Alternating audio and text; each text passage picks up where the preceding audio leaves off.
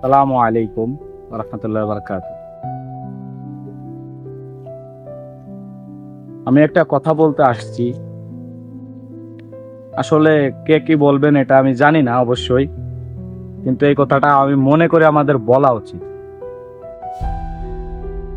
আসলে আমি কোনো রাজনীতির সাথে জড়িত না, কিন্তু ইদানিং বা কিছুদিন আগে, দু একদিন আগে আমাদের আমির হামজা সাহেব হুজুর অত্যন্ত ভালো, অত্যন্ত বুদ্ধিমান, অত্যন্ত আলেম, তার এলেম ভালো, আমরা মানি।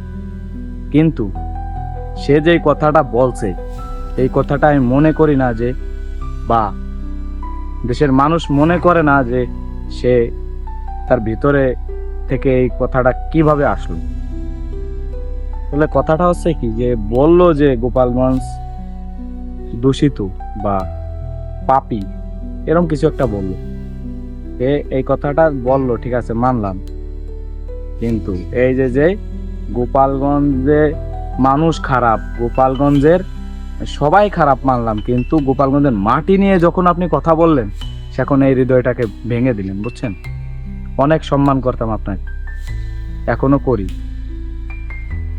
আসলে আহ ব্যাপারটা হচ্ছে কি, গোপালগঞ্জের মাটিতে যে শুয়ে আছে আল্লামা শামসুল হক ফরিদপুর রহমাতুল্লাহ আলাইহি, আপনি অবশ্যই এটা জানবেন বা দেশের লোক এটা অনেক জানবে যে সে অনেক মাদ্রাসার প্রতিষ্ঠাতা, যেমন লালবাগ, ফরিদাবাদ, এরকম অনেক, ফরিদপুরের যে ইটা আছে বা ঘরডাঙ্গা সহ অনেক অনেক বড় প্রতিষ্ঠান তার হাতেই গড়া।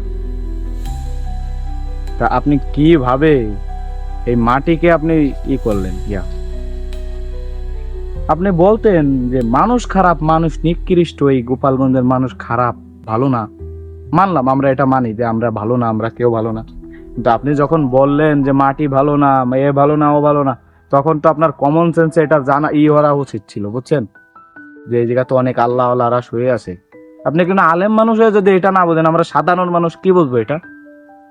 আমরা সাধারণ মানুষ এটার কি বুঝবো বলেন? আপনি জেলা ভাগ করে দিতে বলছেন, করেন জেলা ভাগ, সমস্যা নাই, এত আমাকে তো কোনো আসে যায় না। তা আপনি যখন মানুষের মাটির কথা বললেন, এটাও কেন বললেন? এখানে অনেক বড় বড় আলেম আছে, অনেক বড় বড় আলেমরা সাহিত্য আছে এই মাটিতে। আপনি এই মাটিটুক অবশ্য ছাড় দিয়ে বলতেন। আপনি মানুষকেও বললেন, মাটিকেও বললেন, সেহেতু কি হলো, আমাদের কলিজে আঘাত করলেন আপনি। আবার এই যে 23-24 সালের দিকে আপনি এক রকমের ছিলেন, আবার এই যে ইসের 25 সালে আসে আপনি বলতেছেন যে জামাত ইসলাম, জামাত ইসলামের দাড়িপাল্লা কোরআন থেকে নেওয়া। হাস্যকর, এটা অবশ্য নেওয়া থাকতেও পারে, কিন্তু এটা নিয়ে আমাদের কোনো মাথা ব্যথা নেই। আমাদের মাথা ব্যথা শুধু এইটাই যে আমাদের মাটিকে আপনি করছেন, আমাদের হুজুরদের আপনি অসম্মান করছেন। আশা করি এই ভিডিওটা যদি আপনার সামনে যায়, দয়া করে শুনে যাবেন। আর আপনি একটা আলেম মানুষ, আপনাকে বেশি কথা বলা ঠিক না, বা আমি বলবো না, আপনাকে বলার মতন যোগ্যতাও আমার নেই। কিন্তু আপনি যেটা বলছেন, আপনি এটা ভাইবে দেখেন যে আপনি কি বলছেন। ঠিক আছে। আসসালামু আলাইকুম রহমতুল্লাহ বারকাত।